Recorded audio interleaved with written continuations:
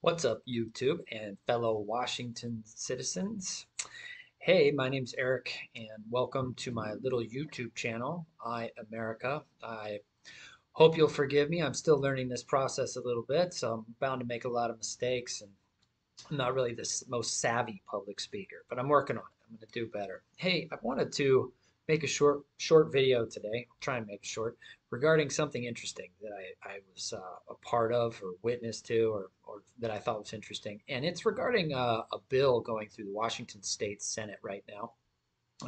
The bill is called SB 5082, and it's regarding repealing the presence of advisory votes on our ballots. And I don't know if you know, I didn't really know this until this, but the advisory votes are the votes at the beginning of the ballot that ask you if you want to repeal taxes that were passed by the legislature previously. In other words, if they've increased or changed revenue about something, then they ask you if we should repeal it or maintain it.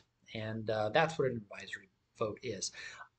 It was sort of news to me, and not really, but the advisory votes are actually non-binding. It's just sort of a way to take the pulse of the Washington voting public as to how they feel about taxation that's passed through the legislature. Anyway, what I wanted to show you here and talk about and maybe present and kind of riff a little on is this committee hearing regarding this bill. Okay, it's again SB 5082, and it's a bill that was basically written up by Senator Kuderer. I think she's in the, I don't know, where she's on the east side, I want to say. I'm not pretty, I don't really remember much about her except that she's got some really crazy eyes. She's really crazy eyes. Anyway, and what this is her presentation of this bill that she helped to draft. I think she was probably one of the primary sponsors of the bill, along with some other people. Anyway, let's get right into it and hear what she has to say. The prime sponsor, Senator Kuderer. Thank you, Mr. Chair. So, Washington stands alone as the only state in the country that has advisory votes. And there's a really good reason for that. It's because they do more harm than good, and they do not belong on our ballot. They are essentially taxpayer-funded, biased push polls that are designed with one outcome in mind, and that is to instill distrust in government. I don't know. I think the government is what instills the distrust in government. The piece of paper that you fill out your opinion and then hand it in, expecting people to listen that represent you. That's just a physical object. It's you not listening to the public that's probably what's instilling the distrust. Anyway. They apply to anything that increases revenue, as you heard Mr. Brown say. And so that means they apply to cost-saving measures as well. They are incredibly costly, both in terms of dollars and in driving down voter participation, because it is mandatory that they appear first on our ballot. Yeah, I mean, that doesn't make any sense. She doesn't provide any data that it prevents voters from voting. I mean, you're already engaged in the process if you've gotten that far. If you've opened the pamphlet and you're reading through it, okay, you're engaged. All right. If you're opening the ballot and you're filling it out, you're engaged. All right. There's nothing, no, unless you can present evidence to say otherwise. I find it very hard to believe that a voter would look at that and go, oh, I don't want to vote for that, or I don't want to give you my opinion on that. And even then, it's still just an option. Like, you don't have to vote for every single race that's on the ballot if you don't want to. Why you wouldn't, I don't know, but you don't have to. Anyway, let's keep going. Changing where they are on the ballot will not change their negative impact. Changing the wording of them will not change their negative impact. So this bill repeals advisory votes and replaces them with access to accurate information about the state's budget and where the dollars truly go. All right, so in other words, she doesn't want to know your opinion about these increased taxes. She just wants you to digest the information she wants you to. All right. I mean, yes, of course, we can't probably go through the multiple page bill that the advisory votes deal with I mean, you could, it's there, but most of the voting public probably doesn't. So you have to deliver quick information in a small amount of time that's relevant, and people want to give their opinion.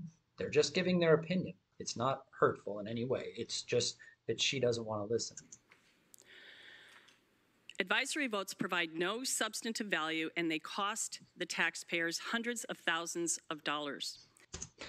They would provide substantive value if the legislature listened to the input of the people voting in those advisory votes. They would.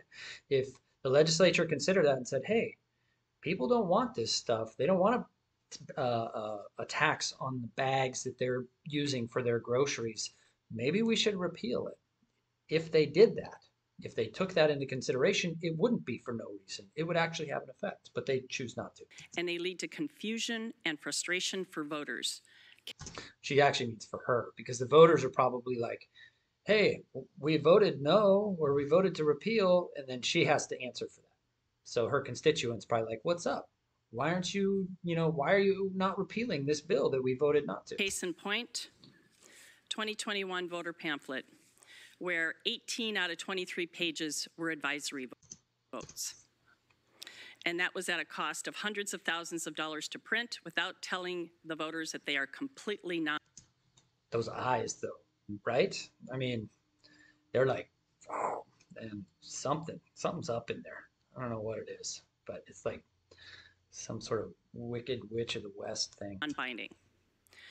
Simply put, advisory votes are Exhibit A for waste, fraud, and abuse in government. They're a waste of significant tax dollars on non-binding votes that we could use for education, for housing, for other essential needs that this state clearly has.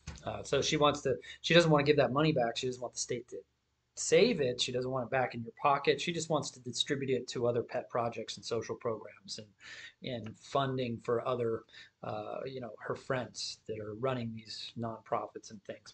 Who knows? They're fraud because of the misleading language that is designed to instill distrust in government. I mean, the Secretary of State's office is responsible for compiling these things, right? I mean, we're looking at a voter pamphlet, they review it, they make sure it's lawful and it contains relevant information, and then they present it to the voters. If there's fraud occurring in the voter's pamphlet or on the ballot, then isn't that the responsibility of the Secretary of State to make sure that that's not happening? Right? I mean, for her to say that's sort of an attack on the Secretary of State's office, I would think, if they're allowing fraudulent information to find its way into the pamphlet and the ballot. The legislature, without a vote of the people, imposed this amount of government spending. That's literally what it says. That's not fraudulent. It's not maybe verbatim, but that is in essence what it says. The legislature, without a vote of the people, passed blah, blah, blah, blah, blah. And that, should it be repealed or maintained? It's pretty simple, straightforward, and to the point. On the taxpayer. It doesn't tell them that the bill actually increased funding for education that the voters of this state told us that they wanted us to pass. I love this one. This was one of my favorite because she's referring to the voters telling her they want this stuff passed. But then when you go and look at the advisory votes and their tallies at the end, that's not at all what they say. So I don't know what she's referring to, but if she actually looked at the advisory votes, in most cases, they would want them to be repealed. So it's sort of, I don't know the right term for it, but you see what I'm saying. She's convoluting that. She's associating, like, the people are telling us they don't want these advisory votes, but in fact, on the advisory votes, the people are actually telling you they don't want the taxes. And they are abuse because they cause confusion and frustration among voters, and they unnecessarily increase the workload for already hardworking election officials. Yeah, she's saying that she doesn't want to answer. She's probably got a lot of constituents who are frustrated, like, "Hey, we voted no to repeal this. Why aren't we repealing it?" And she has to explain why. And it's time to end this failed experiment. and replace them with access to accurate information about where the tax dollars go. And with that, Mr. Chair, I would commend the bill to the body and hope that it gets a favor. So that's pretty much it. Her testimony's over. So there it is in a nutshell. Patty Kuderer, she just doesn't want to be accountable to the people of Washington State, and because it's work.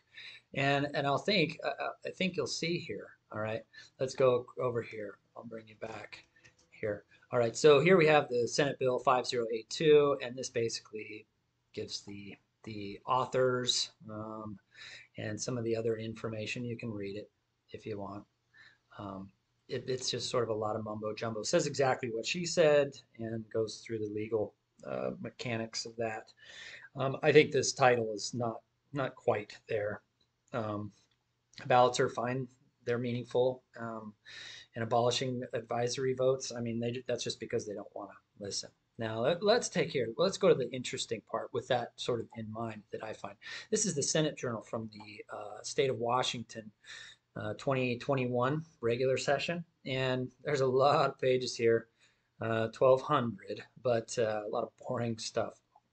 Some fascinating too. But what I think is interesting is down here on page 2. Is that right? Yep, page 2, message after the message from the Secretary of State. It gives sort of the rundown of the advisory vote tally following the 2020 election. And what you find here is that by and large, Washington State, okay, as blue as it is, wants to repeal almost every single uh, taxation increase that they were asked about, which I think is interesting. In about 700 to 800,000 people at on any of these. I mean, I don't know the true average, but here we have 2.3 million versus 1.4 million. I mean, that's crazy. All right, that's like 800,000 people that are saying no, repeal this. And it's the same on the next one, and the next one, and the next one, and the next one. So all this talk about democracy, okay, and being the foundation of democracy, the pillars of democracy are sacred, and all this stuff. I mean, right here you have a very democratic opinion being presented by the people of Washington State through the regular elections process by and they're telling them to repeal it, and they don't listen, and they don't want to hear it anymore. Okay, I mean, does it get any more blatant that they don't care about what the constituents think? Okay. Anyway, I think that's the point here. It's not so much that advisory votes are effective or that you should vote blue or red or anything like that. It's more that they just don't care. Right? Here you have the state giving their opinion about financial matters, and the state's just saying, no, we don't want to hear it. We're not going to listen. It's abusive, and a bunch of rhetoric that doesn't necessarily apply. Another note, so something sort of interesting, wanted to take a look at here, the presidential election, okay, and how it compares to these advisory votes. 2.3 million people in the state of Washington voted for Joseph Biden. 1.5 million people voted for Donald Trump. Okay, but then we come up over here, and it's to the advisory votes, and it's almost what I would expect to be the inverse of that, right? And so what that tells me is either a lot of Republicans are voting for Joe Biden, or a lot of Democrats are voting to repeal taxes. It's kind of interesting, I think. And the reason I think it's interesting because it shows there's a bridge to be made, all right, between those two things. Because that fiscal matter, the one that hits you in your pocketbook, is pretty important. I mean, it's important to everybody. But I think it's interesting to see this number here almost be reflected to the inverse here. So anyway, I just wanted to share that little interesting video with you, and I implore you to go to these hearings and listen to these people. Patty Kuderer is especially interesting to listen to because she's so like Emperor Palpatine sort of level energy, and and she does not value the public discourse or the opinions of her constituents. She simply has her ideology, and that's what she's going to stick to. And it's apparent in things like this. And it's important that we look at them and take part and at least listen. You don't have to speak, but at least listen. Anyway, hope you're having a good day, and we'll catch you later.